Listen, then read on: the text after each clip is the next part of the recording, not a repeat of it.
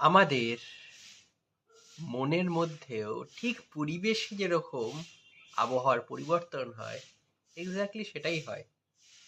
খুব গভীরভাবে দেখো,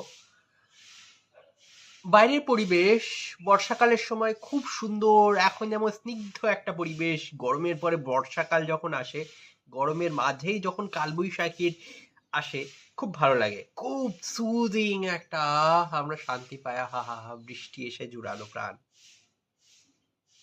ঠিক সেই রকমই গরমকাল, প্রচন্ড দাবদাহ চলছে, বর্ষাকালে প্রচুর বৃষ্টি হচ্ছে, আমরা কি ভালো থাকছি সবসময়? হুম, না।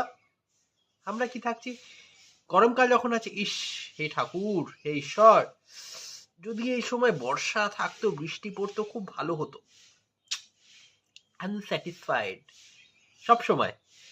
যখন প্রচুর বর্ষা শুরু হয়ে গেল, ইস, হে ঠাকুর, এই বর্ষাকালটা কবে যাবে বলো তো? বর্ষাকালে বেরোনো যাচ্ছে না, আনস্যাটিসফাইড।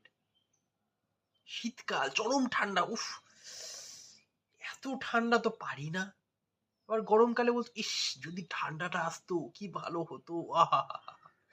এই যে আনস্যাটিসফ্যাকশন, আমাদের মনের মধ্যেও তো তাই। আমাদের মনের মধ্যে এক্স্যাক্টলি তাই হচ্ছে।